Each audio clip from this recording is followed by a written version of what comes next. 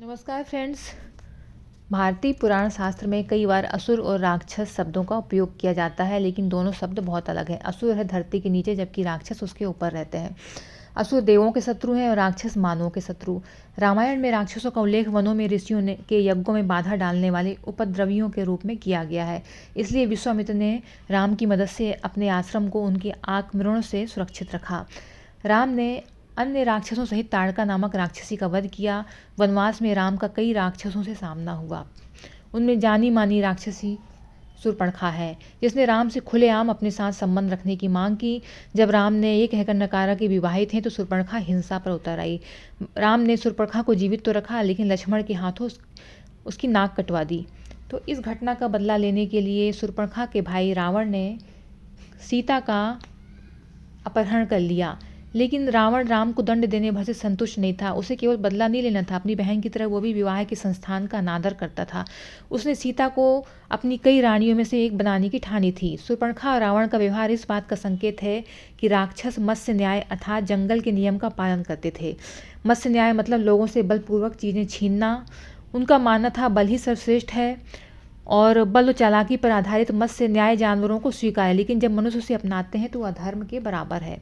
रामायण में दोहराया गया है कि रावण विश्रव नामक ब्राह्मण और केकसी नामक राक्षसी का पुत्र था, लेकिन दोनों ने सीता के अपहरण का विरोध किया रावण से, और रावण के भाई विभीषण ने भी इस चीज़ का विरोध किया। और रावण के भाई कुंभकर्ण भी रावण की नीतियों से सहमत नहीं थे। जब सीता को लंका में सबसे अलग अशोक वन में रखा गया, तब त्रिजटा ने माता सीता के प्रति सहानुभूति दिखाई। इन उदाहरणों से स्पष्ट है कि राक्षसों का भी अधर्म के प्रति मूल रूप से झुकाव नहीं था। वे मत्स्य न्याय को त्याग कर धर्म का पालन करने अथवा मानव बनने में सक्षम थे। गांव वालों को बक और हिडिम नामक राक्षसों के आतंक से बचाने के लिए भीम ने उनका वध किया। हिडिम की बहन हिडिम्बी ने भीम की शक्ति से आकर्षित होकर उससे विवाह किया। फिर दोनों ने घटोत्कच नामक बेटे को जन्म दिया। वो जब भी भीम घटोत्कच का स्मरण करता तो पांडवों की मदद करने आता था। हिमालय चढ़ने में जब उन्हें कठिनाई हुई तो घटोत्कच ने मदद करी। कुरुक्षेत्र के युद्ध में राक्षसों ने दोनों ओर से लड़ाई करी।